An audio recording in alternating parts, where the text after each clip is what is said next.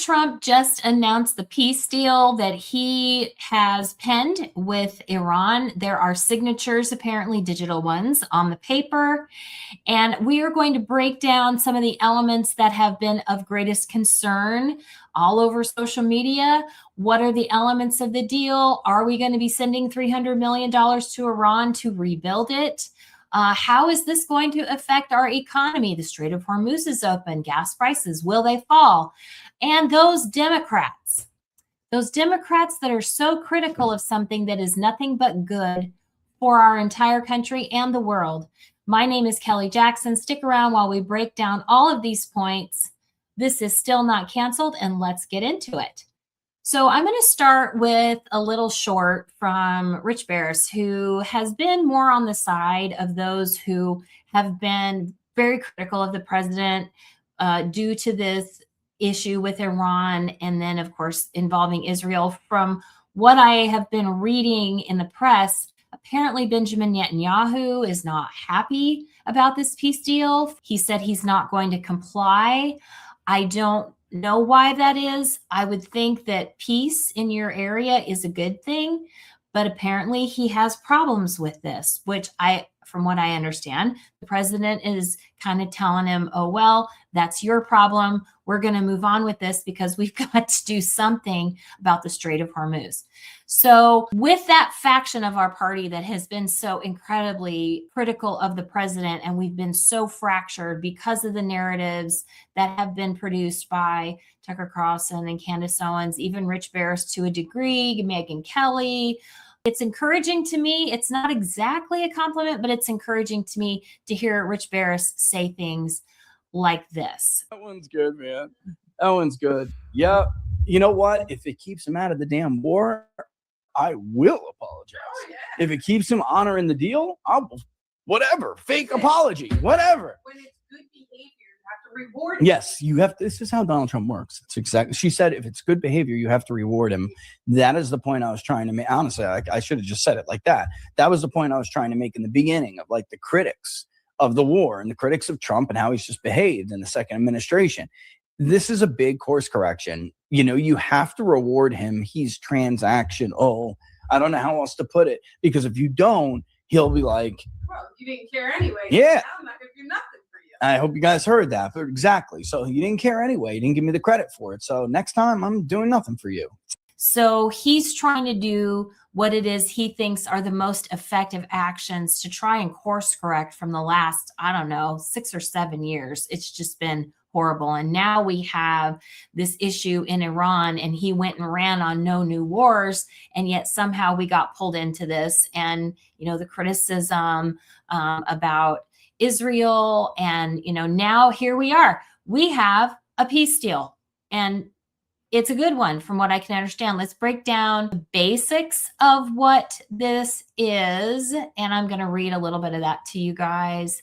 President Donald Trump on Tuesday told reporters at the G7 meetings in France that the Memorandum of Understanding with Iran states clearly that Iran will not have a nuclear weapon. Trump said that he will release the text of the U.S.-Iran memorandum in a formal setting. The president also said he likes the idea of sending the Iran deal to Congress for review, a request by some Republican lawmakers. I'm going to assume they're the Republican lawmakers that are more of the populist nature, because sending it directly to Congress is somehow circumventing those warmongery types that are really going to try and put pressure on him to try and include things that maybe they would like, that would push us more into a kinetic war. You know how guys like Lindsey Graham love war. He said, I never thought about sending it, never even thought about it, but I will. I will send it to Congress. I like the idea. The U.S. deal with Iran is an agreement to hash out details in the coming weeks. He says, I think it's going to go pretty quickly. Trump told reporters about the next phase of negotiations with Iran, stipulated a 60-day deadline. So that puts us somewhere in the middle of August. But I wanted to sort of get into some of the basics. I did some research on this because, quite frankly, I was not up to speed on it. He verified that the text of the agreement explicitly, undeniably bars Iran from ever obtaining or developing a nuclear weapon. The 60-day countdown. The administration has locked in a strict mandatory 60-day deadline to hammer out the final operational details of the agreement. Here's the detail about the $300 billion that Marjorie Taylor Greene, she put it on X, and she said, you know, he's going to send 300 billion taxpayer dollars. The U.S. taxpayers getting screwed. That's not true. I used to just love her, and I just don't know what happened. But basically, that $300 billion regional construction fund is designed to be fully paid for by the Gulf State Coalition, not by American taxpayers. And the president heard this rumor, and of course he labeled it as fake news because that's his favorite label for those kinds of things, and that the U.S. has absolutely zero financial obligations to rebuild Iran. And then the initial economic relief that the Iranians will get, and this is contingent on their behavior, whether or not they hold up their end of the deal. But the first kind of financial relief that Iran will get, contingent upon their meeting the agreed details in this memorandum of understanding, is that they will get access to 24 billion of its own frozen funds, combined with lifting the naval blockade on the Strait of Hormuz. There was some criticism of this deal from the Obama administration era folks. It was a senator. His name is Jack Reed. I feel like it's really interesting that if we do something good that they know the people will like, and they were really hoping that this war and all of this stuff going on was going to kill our chances for keeping the House and retaining the Senate. Just want to make sure that this agreement is better than the one Barack Obama signed with Iran a decade ago. The point the president just made, that they've agreed not to develop a nuclear weapon, they did that with President Obama's JCPOA. That was an agreement they held to of not developing a nuclear weapon. So we have spent billions of dollars. We've lost 14 personnel killed in action, hundreds wounded. And how did that happen? Joe Biden's incredibly horrible extraction from Afghanistan. But we aren't going to talk about that. And we've disrupted the world economy, and we're getting basically... COVID disrupted the world's economy. It wasn't the issue in the Middle East. Less than what we had under the JCPOA, which President Trump walked away from. President Obama had his own deal, and, you know, it was a great deal. And remember, President Trump was like, no, the man wrote a book called The Art of the Deal. So when you write a book called The Art of the Deal, you know what it is you're doing. You know, with all due respect to Senator Jack Reed, I was serving in the Senate when the JCPOA was implemented, and nobody signed anything. The first thing that's different about this deal is that the president is setting up a signing ceremony, potentially to include himself as head of state. Yeah, he's right across the lake. Right. Barack Obama never did anything like that. Nobody signed anything. And it was implemented by the United Nations Security Council, and they never even... United Nations Security Council. So there was nothing penned by President Obama, and it was handled by the United Nations. So that should tell you everything you need to know. Tried to get it passed through the Senate as a treaty. So everything is completely different in this deal.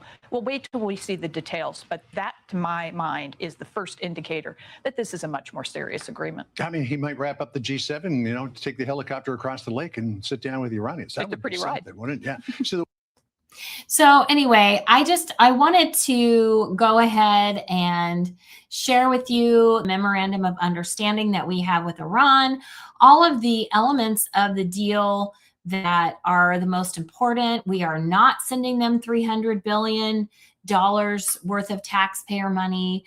The Strait of Hormuz is open. It's anticipated that it could take several months. However, it could take less time. They're just not wanting to set expectations for if you go to the gas pump in a couple of weeks and it's still kind of high. It's like, wait a minute, what's happening? Why aren't our gas prices just plummeting? Well, because we've had, you know, all of that oil tied up in the Strait for 3 months. We're kind of behind the 8 ball that way. So it's like COVID. We're playing a little bit of catch up, but it's only 3 months, not 3 years. So that's the good news. Anyway, that's the long and short of it. I think that's really the truth of it. People really need to just sort of look for themselves and judge for themselves what they see. And they need to give President Trump the credit that he has due. Like Rich Bear said, and he's been very critical. He is calling this a total pivot. Like the president has totally pivoted away. He's telling Benjamin Netanyahu to pound sand, and he's doing what is right for America. Maybe now we can get back to some domestic policy stuff so that we can do something about the economy and jobs, because I don't know about you, but for us here, it's kind of sucking really hard. So we need to fix that. But my name is Kelly Jackson. This is Still Not Canceled. If you haven't subscribed, please do that. Like the video. It really helps me. And if you have any comments or you have any discussion points that you would like for me to engage with you on, please feel free to put that in the comments. I love to answer questions, and I will see you next time on Still Not Canceled. Bye-bye.